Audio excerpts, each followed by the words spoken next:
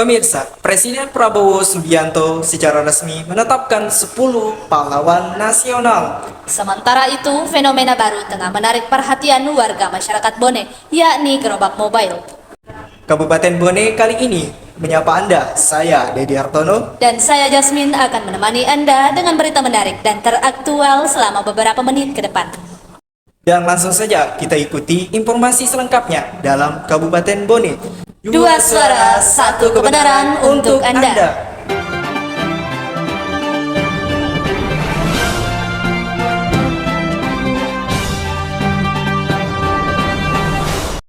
Dalam rangka memperingati Hari Pahlawan, Presiden Republik Indonesia Prabowo Subianto secara resmi menganugerahkan gelar pahlawan nasional kepada 10 tokoh bangsa di Istana Negara. Penganugerahan ini menjadi bentuk penghargaan atas jasa dan pengorbanan mereka bagi bangsa dan negara. Pembacaan keputusan Presiden Republik Indonesia oleh Sekretaris Militer Presiden.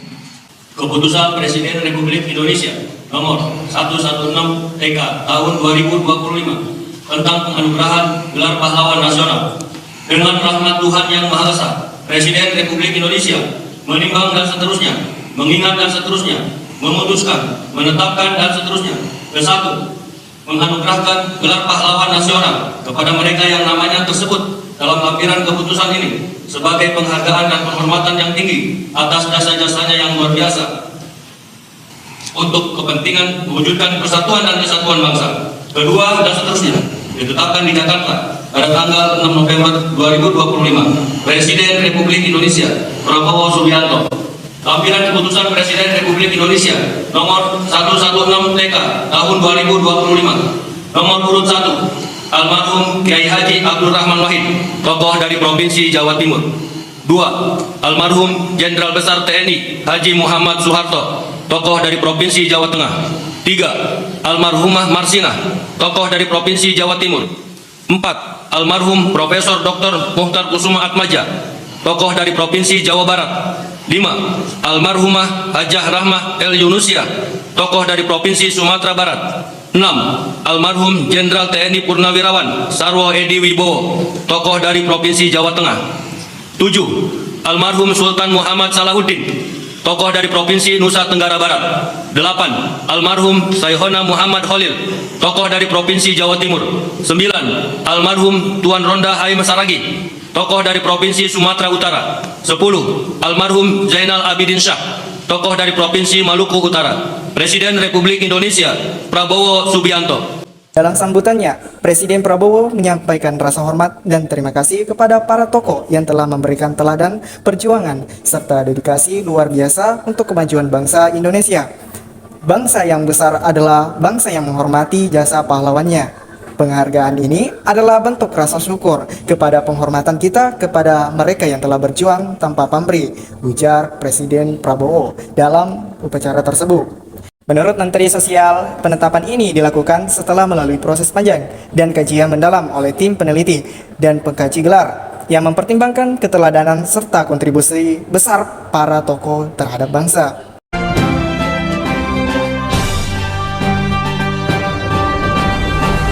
Pemirsa, di tengah derasnya arus informasi digital, Indonesia menghadapi tantangan serius, yakni krisis literasi. Meskipun akses terhadap teknologi semakin luas, kemampuan masyarakat dalam memahami, memilah, dan memanfaatkan informasi secara kritis justru menurun. Fenomena ini dikenal sebagai krisis literasi di era digital, di mana masyarakat lebih banyak membaca teks singkat, judul berita, atau konten visual tanpa memahami isi secara mendalam. Banyak pihak menilai bahwa meningkatnya waktu layar atau screen time tidak sebanding dengan peningkatan kemampuan literasi. Menurut data UNESCO dan HISA, tingkat literasi masyarakat Indonesia masih berada di peringkat bawah. Sementara itu, survei nasional dari Kementerian Komunikasi dan Informatika tahun 2024 menunjukkan bahwa lebih dari 70% pengguna internet di Indonesia menghabiskan waktunya untuk media sosial. Namun, hanya sebagian kecil yang memanfaatkannya untuk membaca berita atau literatur edukatif. Rata-rata itu 100 per hari. Terus yang kebanyakan yang datang itu mahasiswa pelajar. Ya. Ya, pertama persyaratannya itu harus memiliki KTP untuk mahasiswa. Sedangkan yang pelajar itu kartu siswa.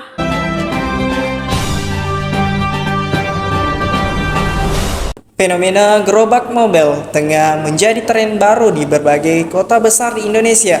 Dengan konsep usaha yang fleksibel dan mudah berpindah tempat, para pelaku UMKM kini memanfaatkan kendaraan roda 3 hingga motor modifikasi sebagai sarana berjualan keliling yang efisien dan modern. Gaya berjualan dengan gerobak mobile kini tengah menjadi tren baru di Kabupaten Bone. Para pelaku usaha muda maupun pedagang kecil mulai memanfaatkan konsep gerobak keliling yang fleksibel, estetik, dan mudah berpindah tempat untuk menjangkau lebih banyak pelanggan. Fenomena ini banyak dijumpai di pusat-pusat keramaian seperti kawasan Beskar, alun-alun Watampone, serta area lapangan Merdeka.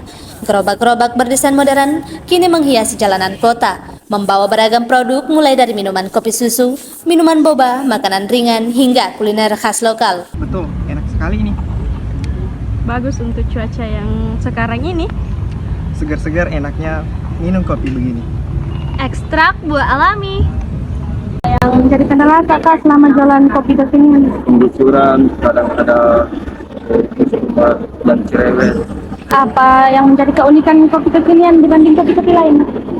Kalau kopi, saya menggunakan kopi biji asli Kak.